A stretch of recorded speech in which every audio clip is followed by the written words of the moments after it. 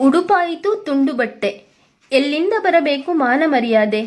ರೊಟ್ಟಿಯಾಯಿತು bread, ಎಲ್ಲಿಂದ ಬರಬೇಕು ತಾಕತ್ತು. ಹೂವಾಯಿತು ಪ್ಲಾಸ್ಟಿಕ್, ಎಲ್ಲಿಂದ ಬರಬೇಕು ಸುಗಂಧ. ಮುಖದ ಮೇಲಾಯಿತು ಮೇಕಪ್, ಎಲ್ಲಿಂದ ಬರಬೇಕು ಸೌಂದರ್ಯ. ಶಿಕ್ಷಣವಾಯಿತು ಟ್ಯೂಷನ್, ಇನ್ನೆಲ್ಲಿಂದ ಬರಬೇಕು ವಿದ್ಯೆ. ಭೋಜನವಾಯಿತು ಹೋಟೆಲ್, ಎಲ್ಲಿಂದ ಬರಬೇಕು ಆರೋಗ್ಯ.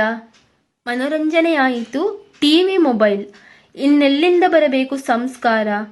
ಮನುಷ್ಯನಾಗಿದ್ದಾನೆ ಕಾಸಿನ ಆಸೆ ಬುರುಕ, ಇನ್ನೆಲ್ಲಿಂದ ಬರಬೇಕು ದಯಾ ಅನುಕಂಪ. ವ್ಯವಹಾರಗಳಾಗಿವೆ ಹೈಫೈ, ಇನ್ನೆಲ್ಲಿಂದ ಬರಬೇಕು ನ್ಯಾಯ ನೀತಿ ಧರ್ಮ.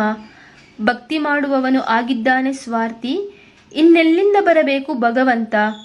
ಸಂಬಂಧಿಗಳು ಇದ್ದಾರೆ ವಾಟ್ಸಾಪ್ನಲ್ಲಿ, ಇನ್ನೆಲ್ಲಿಂದ ಬರಬೇಕು ಪರಸ್ಪರ ಭೇಟಿ ಪ್ರೀತಿ ವಿಶ್ವಾಸ. ಪರಿಸ್ಥಿತಿಗಳು ಕಾಲಗಳು ಬದಲಾಗುತ್ತಿರುತ್ತವೆ, ಯಾರನ್ನೂ ಅಪಮಾನ ಮಾಡಬೇಡ. ಹಕ್ಕಿಯು ಇರುವೆಯನ್ನು ತಿನ್ನುತ್ತದೆ, ಆದರೆ ಸತ್ತ ಮೇಲೆ ಹಕ್ಕಿಯನ್ನು ಇರುವೆ ತಿನ್ನುತ್ತದೆ. ಒಂದು ಮರದಿಂದ ಸಾವಿರಾರು ಬೆಂಕಿಕಡ್ಡಿಗಳನ್ನು ತಯಾರಿಸಬಹುದು, ಆದರೆ ಒಂದೇ ಒಂದು ಬೆಂಕಿಕಡ್ಡಿ ಸಾವಿರಾರು ಮರಗಳನ್ನು ಸುಟ್ಟು ಭಸ್ಮ ಮಾಡಬಹುದು.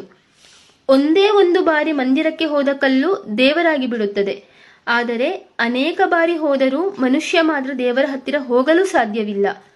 ಉಪವಾಸದಿಂದ ನಮ್ಮ ಆಚಾರ ವಿಚಾರಗಳು ಬದಲಾಗಬೇಕು, ಲೋಕ ಕಲ್ಯಾಣಕ್ಕಾಗಿ ನಾವು ಬದುಕಬೇಕು.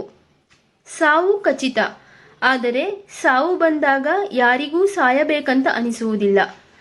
ಊಟ ಎಲ್ಲರಿಗೂ ಬೇಕು, ಆದರೆ ಯಾರೂ ವ್ಯವಸಾಯ ಮಾಡಬೇಕೆನ್ನುವುದಿಲ್ಲ. ನೀರು ಎಲ್ಲರಿಗೂ ಬೇಕು, ಆದರೆ ಅರಣ್ಯಗಳನ್ನು ರಕ್ಷಿಸಬೇಕೆಂದು ಯಾರೂ ಪ್ರಯತ್ನಿಸುವುದಿಲ್ಲ. ನೆರಳು ಎಲ್ಲರಿಗೂ ಬೇಕು, ಆದರೆ ಮರಗಳನ್ನು ರಕ್ಷಿಸಬೇಕೆನ್ನುವ ಹಂಬಲ ಯಾರಿಗೂ ಇಲ್ಲ. ಆಸ್ತಿಯಲ್ಲಿ ಪಾಲು ಎಲ್ಲರಿಗೂ ಬೇಕು, ಆದರೆ ಆ ಆಸ್ತಿಯನ್ನು ಸಂಭಾಳಿಸಬೇಕೆನ್ನುವ ಛಲ ಮಾತ್ರ ಯಾರಿಗೂ ಇರುವುದಿಲ್ಲ.